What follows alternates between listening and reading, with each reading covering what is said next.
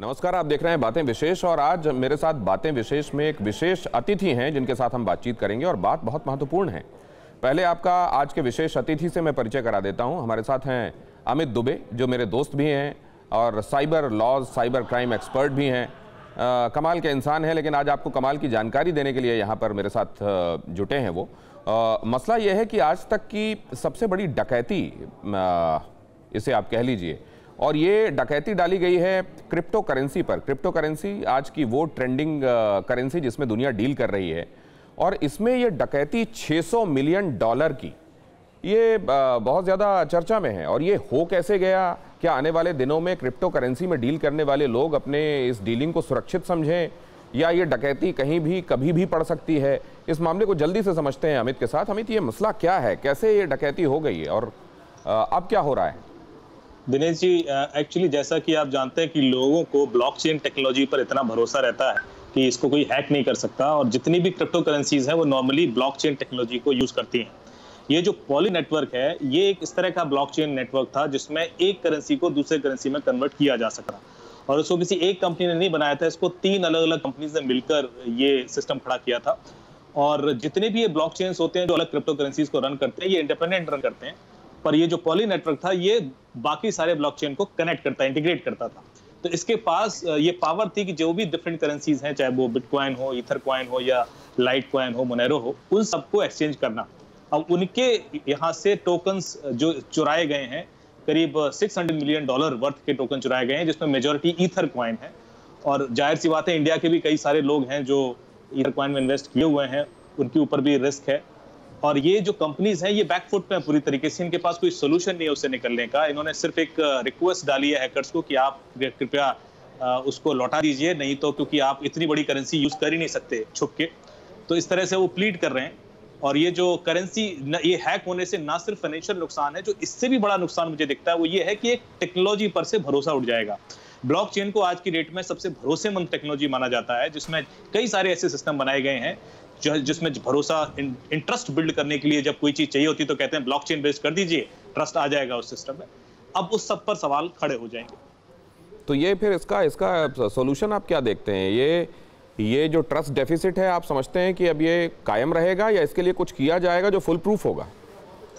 देखिए, जितना भी कोई भी जो से टेक्नोलॉजी होती है, जब वो ग्रो करने से, ब्लॉकचेन का जो पावर है वो ये है कि डेमोक्रेटिक सिस्टम में वर्क करती है। यदि किसी भी ब्लॉकचेन में कोई चेंजेस लाने हैं तो जो मेजॉरिटी ऑफ लोग हैं, यदि वो उस चीज को अप्रूव कर देंगे तो वो चेंज ला पाएंगे, नहीं तो नहीं ला पाएंगे। तो उस तरह से ब्लॉकचेन बिल्ड होती है। और इसमें चूंकि मिलियंस और बिलियंस लोग ऐड हो जाते हैं, तो इसलिए असंभव होता है कोई चेंज लाना, क्योंकि कभी ऐसा नहीं होगा कि किसी गलत चीज के लिए 50% से ज्यादा लोग उस चीज को अप्रूव करें, क्योंकि वो सिस्टम बड़ा ट्रांसपेरेंट है। हर जो अप्रूवल अथॉरिटीज होती हैं उनको भी सब पता होता है।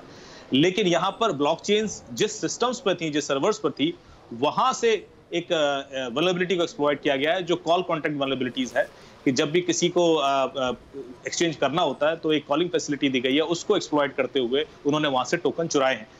तो कई बार क्या होता है कि एक जो हमेशा से मैं बात करता रहूंगा कि एक बेस टेक्नोलॉजी आपकी सेफ हो सकती है, लेकिन कई सारी डिपेंडेंट सिस्टम्स उसके ऊपर जो होते हैं, उनकी वल्नरेबिलिटीज की वजह से, उनकी कमजोरियों की वजह से पूरा सिस्टम कमजोर हो जाता है, जिसको कहते हैं कि वीक चेन क्या है। मैं एक एग्जांपल दूं आपको कि एक बैंक का मैं अभी सिक्योरिटी असेसमेंट कर रहा था, तो वो कहते थे हमारा तो बहुत सेफ है, हमें तो कोई हैक ही नहीं कर सकता, और आप कुछ भी कर लीजिए, कुछ नहीं होगा। लेकिन मैंने जब एक न्यूज में देखा कि उस बैंक ने एक लॉ फर्म से अभी सर्विस लेनी शुरू की है, और वो लॉ फर्म का ईमेल आईडी इनसिक्योर था, तो उनके ईमेल सर्वर से, लॉ फर्म के ईमेल सर्वर से मैंने बैंक के सीईओ को एक मेल कर दिया कि आप कुछ सेंसिटिव डॉक्यूमेंट दे दीजिए वेट करने, और उन्होंने भेज दिए। तो आप देखिए कि सिक्योर बैंक है, लेकिन नुकसान भी बैंक का हो गया, जबकि जो एंट्री पॉइंट है वो एक लॉ फर्म थी जो कि इनसिक्योर थी। तो ये जो सिस्टम है ये हमें समझना होगा, जो चाहे किसी भी, चाहे ब्लॉकचेन हो या कोई भी दूसरा सिस्टम जो आज की डेट में हम डिप्लॉय करते हैं, कि जो सिक्योरिटी है वो म्यूचुअल होती है। ऐसा नहीं हो सकता। आप जो बता रहे हैं, ये क्या इसके लूप होल के संदर्भ में कोई वल्नरेबिलिटी है जिसको एक्सप्लॉइट किया गया है कुछ नोटोरियस लोगों की तरफ से, या ये सैबोटाज है और भीतर घात है, अंदर के आदमी ने कुछ किया हो सकता है? नहीं, अंदर का नहीं है सर। इसमें उन्होंने एक्सेप्ट किया है, वल्नरेबिलिटीज जो थी उसको एक्सेप्ट किया है पॉली नेटवर्क ने। उन्होंने कहा कि हमारे यहाँ कॉल कॉन्ट्रैक्ट के अंदर एक वल्नरेबिलिटी थी जिसको एक्सप्लॉइट करके ये टोकन्स चुराए गए हैं। अब जो लोग इन्वेस्टेड हैं क्रिप्टो करेंसीज में, वो इस खबर को कैसे लें और क्या माइंडसेट बनाएं आने वाले दिनों के लिए? देखिए, ये तो हमेशा रिस्क रहेगा कि जब भी आप किसी ऐसी करेंसी में इन्वेस्ट करते हैं जिसके की कोई एक अकाउंटेबल नहीं, जैसे कि रिजर्व बैंक ऑफ इंडिया है, वो आपको एक गारंटी देता है उस चीज की, पर इस तरह की क्रिप्टो करेंसीज के लिए कोई गारंटी सिस्टम नहीं होता है, क्योंकि ये डेमोक्रेटाइज्ड होता है और ये डिसेंट्रलाइज्ड है। तो इस पर रिस्क होगा कि यदि खो गया तो खो गया, इसमें कोई जवाबदेही किसी के ऊपर आप नहीं कर सकते, कोई बैंक नहीं जिसके ऊपर आप केस भी कर सकें। तो ये तो रिस्क हमेशा रहता है। तो जितने लोग भी इन्वेस्ट कर रहे हैं उनको ये रिस्क समझते हुए यदि वो चाहें तो इन्वेस्ट करें, क्योंकि ये रिस्क हमेशा रहेगा। आज ये हैक हुआ है, कल आप देखना कोई और जो करेंसी सिस्टम है या कॉइन सिस्टम है वो हैक होगा। तो उस सिचुएशन से धीरे धीरे सिक्योरिटी सिस्टम्स इंप्रूव होते रहेंगे, पर जो ट्रस्ट डेफिसिट है वो तो आया है इस हैक से। नहीं, लेकिन अभी पहले तक तो ये था कि लोग हेयर एंड से में कर रहे थे, खुद इनिशिएटिव लेकर कर रहे थे। अब तो मैं ये देखता हूँ कि इसके बाकायदे एडवर्टीजमेंट्स भी आने लगे हैं कि लोगों को एनकरेज किया जाए कि वो जाएं और क्रिप्टो करेंसी में इन्वेस्ट करें। और ऐसे में अगर ये जोखिम जो आप बता रहे हैं वो साथ में है तो फिर ये सिनेरियो समझ में आता नहीं है। हाँ, ना सिर्फ ये जोखिम, ये तो देखिए बहुत ही हाई एंड जोखिम है, क्योंकि इसमें तो सिस्टम ही लेवल पे हैक हुआ है, एंड यूजर लेवल पर भी हैक होते हैं। कई लोग यहाँ पर आते हैं, कंप्लेन करते हैं मेरे पास कि हमने इन्वेस्ट किया था और हमारा वॉलेट हैक हो गया है, या हमारे पासवर्ड्स किसी तरह से, क्योंकि इसमें आपके पास सिर्फ एक पासवर्ड होता है और कोई खास ऐसा सिक्योरिटी सिस्टम है नहीं। लोग मल्टी फैक्टर ऑथेंटिकेशन भी नहीं कर सकते, क्योंकि एनोनिमाइज रखना चाहते हैं उसको। तो आप कोई भी दूसरी आइडेंटिटी उससे लिंक नहीं करते, क्योंकि यदि आप बैंक फोन से लिंक करेंगे तो आपकी आइडेंटिटी रिवील हो जाती है।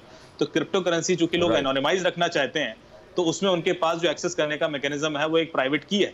वो प्राइवेट की तो हैक हो सकती है, लीक हो सकती है, आपके फोन से भी जा सकती है, आपके लैपटॉप से भी जा सकती है। तो ऐसा होता है, और कई बार कुछ मीडिएटर्स होते हैं, वो थोड़ा सोशल इंजीनियरिंग करके उनसे प्राइवेट की मांग लेते हैं कि अरे कुछ अभी ये चेंज करना है या कॉन्फ़िगरेशन करना है। तो ऐसे भी हुआ है, क्योंकि लोगों को जानकारी कम है, भरोसा ज्यादा करते हैं, और ये कई लोग उनका क्रिप्टो करेंसीज के पैसे लेके भाग जाते हैं और उसके बाद वो परेशान होते हैं। तो हर लेवल पर इनसिक्योरिटी है। जो मैं कहना चाहता हूँ, ये कहने में बड़ा अच्छा लगता है कि ग्रो कर रहा है और बहुत इन्वेस्टमेंट है, पर ये जानते समझते हुए यदि आप करेंगे तो शायद रिस्क समझ पाएंगे। बहुत बहुत धन्यवाद अमित। ये बड़ा इंपॉर्टेंट मसला है, ख़ास तौर से भारत जैसे देश में जहाँ पर क्रिप्टो करेंसी को लेकर अभी समझ डेवलप हो रही है। लोगों को इसके साथ जुड़े हुए 360 डिग्री ओपिनियन बनाने चाहिए, और उसके लिए ज़रूरी है कि इस तरह के इनपुट्स भी मिलते रहें और जानकारियाँ मिलती रहें। शुक्रिया आपका, बहुत शुक्रिया। Thank you Dinesh ji, thank you so much.